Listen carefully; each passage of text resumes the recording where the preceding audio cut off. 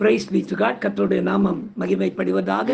எங்களை அதிகமாய் நேசிக்கிற எங்களை அன்பின் பரம தகப்பனே, இந்த கிருபையான வேளைக்காய் உமக்கு நாங்கள் நன்றி செலுத்துகிறோம். இந்த காலை வேளையிலும் உமை துதித்து பாடி ஆராதித்து இந்த நாளிலே நாங்கள் தியானிக்கும்படியாக கர்த்தர் எங்களுக்கு கொடுக்கிற வார்த்தைக்கு நேராக கடந்து போகவும், கர்த்தர் தாமே நீர் செய்த நன்மைகளை சாட்சியாக சொல்லி உடைய நாமத்தை மகிமைப்படுத்த கர்த்தர் உதவி செய்வீராக. இயேசுவின் நாமத்தில் ஜெபிக்கிறோம் எங்கள் ஜீவனுள்ள நல்ல பிதாவே. ஆமேன், ஆமேன், ஆமேன். மகிழ்வோம் மகிழ்வோம் தினமாக மகிழ்வோம், இயேசுராஜன்னம் சொந்தமாயினார். மகிழ்வோம் மகிழ்வோம் தினமாக மகிழ்வோம், இயேசுராஜன்னம் சொந்தமாயினார். இந்த பாத்தளத்தின் சொந்தக்காரரவர், எந்த உள்ளத்தின் சொந்தமானார். இந்த பாத்தளத்தின் சொந்தக்காரரவர், எந்த உள்ளத்தின் சொந்தமானார். ஆனந்தமே பரமானந்தமே, இது மாபெரும் பாக்கியமே. இந்த பாத்தளத்தின் சொந்தக்காரரவர், எந்த உள்ளத்தின் சொந்தமானார்.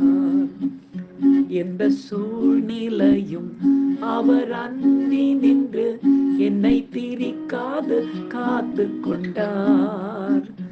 எந்த சூழ்நிலையும் அவர் அன்றி நின்று என்னை பிரிக்காது காத்து கொள்வார். என்னை நம்பி அவர் தந்த பொறுப்பதனை அவர் வரும் வரை காத்து கொள்வேன். என்னை நம்பி அவர் தந்த பொறுப்பதனை அவர் வரும் வரை காத்து கொள்வேன். எனக்கு அருமையானவர்களே, இந்த நாளிலே நாம் தியானிக்கும்படியாக கர்த்தர் நமக்கு கொடுக்கிற வார்த்தைக்கு நேராக கடந்து போவோம். யோபின் புத்தகம் 42ஆம் அதிகாரம் 2ஆம் வசனத்தை நாம் வாசிக்க கேட்போம்.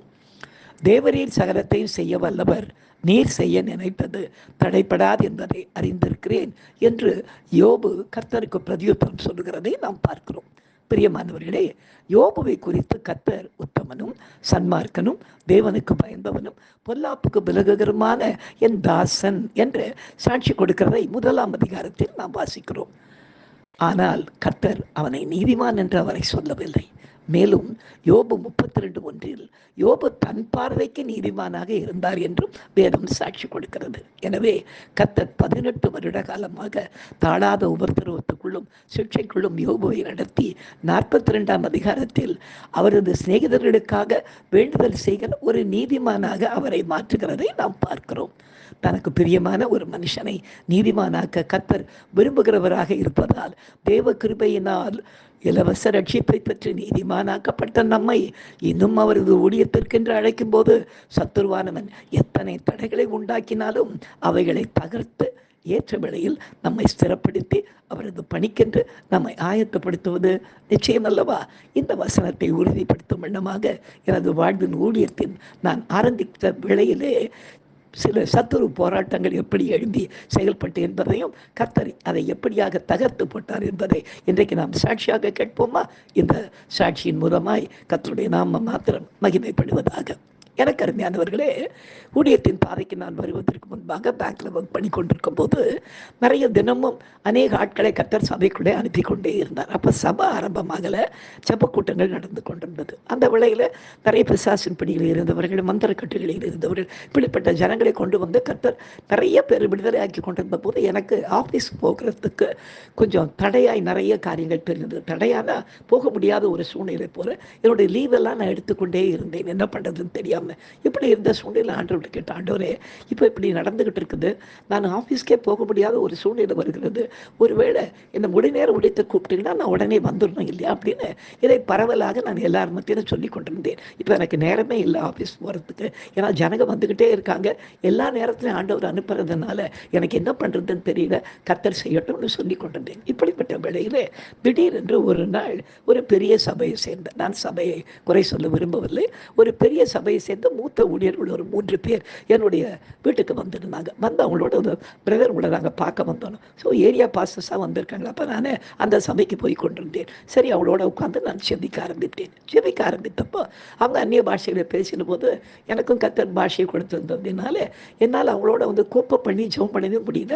அவங்களுடைய அந்நிய பாஷைக்கும் நான் பேசுறதுக்கும் ஏதோ ஒரு எதிர்ப்பு காணப்பட்டு கொண்டிருந்தது மாதிரி ஆவியில் எனக்கு ஒரு மனம் இல்லாமல் நான் இருந்தேன்.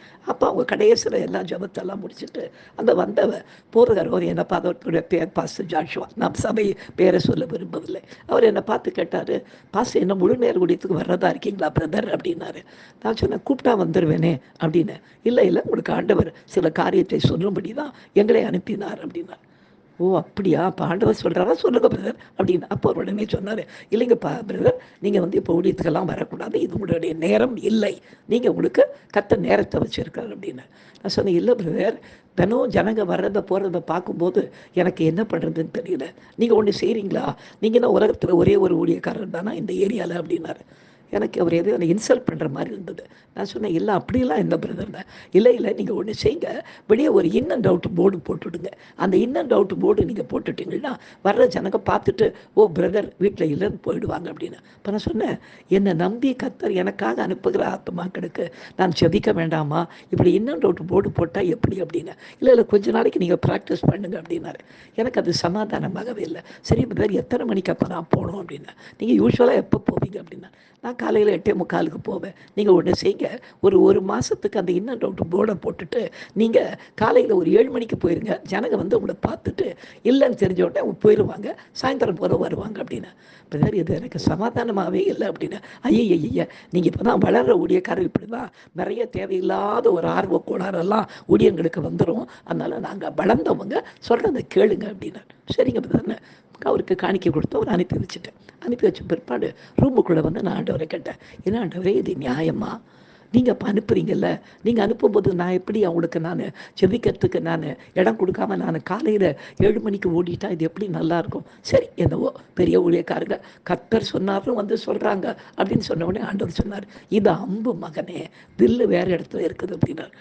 ஓஹோ அம்புவா, என்னன்னு தெரியல. சரி ஆண்டவரே, என் குழப்பத்தை நீங்கள் நீக்கி போடுங்கன்னு சொல்லிவிட்டு எப்பொழுது போல வழக்கம் போது நான் அந்த ஹாலில் என் பாய் போட்டு படுத்து நான் தூங்கிக்கிட்டு இருந்தேன். விடியற் காலம் என்னை எத்தனை மணிக்கு போக சொன்னார் அந்த பாஸ்டர்? 7 மணிக்கு போக சொன்னார் இல்லைங்களா.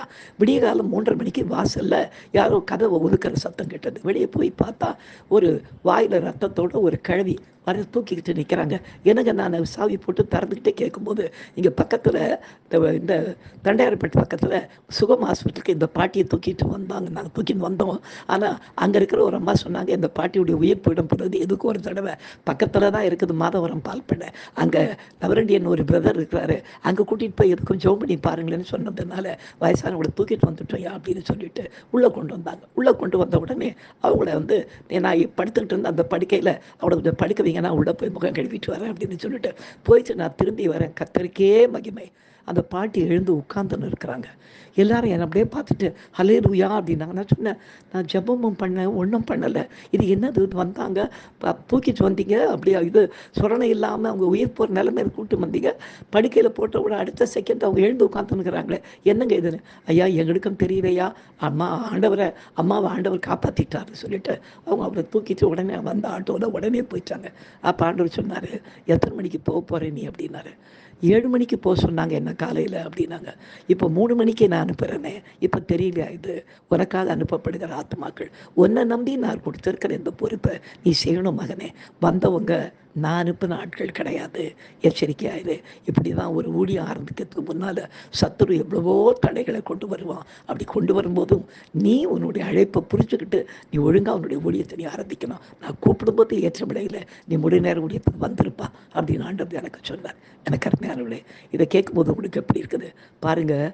ஊழியம்னும் போது பிசாசானவன் அதை தடை பண்ணுறதுக்கு அவனுக்கு வேற தேவனை அறியாத ஜனங்களே வேண்டாம், ஊழியக்காரர்களை வச்சு கூட என்ன பண்ணுமா காரியத்தை செய்ய முடியும். நாம தான் கர்த்தரோடு நல்ல உறவோடு இருந்து கர்த்தர் நமக்கு கொடுத்த பொறுப்பை, என்னை பாடணும் பாருங்க, என்னை நம்பியவர் தந்த பொறுப்பு, அதனை அவர் வரும் வரை காத்துக்கொள்வேன். என்ன நடந்தாலும் சரி, நம்மளை நம்பி கர்த்தர் சில காரியங்களை கொடுக்கும் பொழுது அதை நாம் பத்திரமாக செய்து முடிக்க வேண்டும். உத்தரவாதம் உள்ளவர்களாய் காணப்பட வேண்டும். நாம் ஜெபிக்கலாம். எங்களை அதிகமாய் நேசிக்கிற எங்கள் அன்பின் பரம தகப்பனே, அப்பா, நீர் எங்களை நம்புவதற்கு நாங்கள் ஏமாத்துறோம் ஆண்டவரே. ஆனாலும் தூதர்களை நம்பாமல் பூமியில் என்னுடைய ராஜ்யத்தை பணியை செய்ய ஒன்றுக்கும் உதவாத மனுஷர்களாகிய எங்களை நீர் நம்பி இருக்கிறீர் ஐயா. அந்த பொறுப்பை உத்தமமாய் செய்து முடிக்க கர்த்தர்களுக்கு உதவி செய்யும். இயேசுவின் நாமத்தில் ஜெபிக்கிறேன் எங்கள் ஜீவனுள்ள நல்ல பிதாவே. ஆமேன். ஹல்லேலூயா, ஹல்லேலூயா, ஹல்லேலூயா. God bless you. Thank you.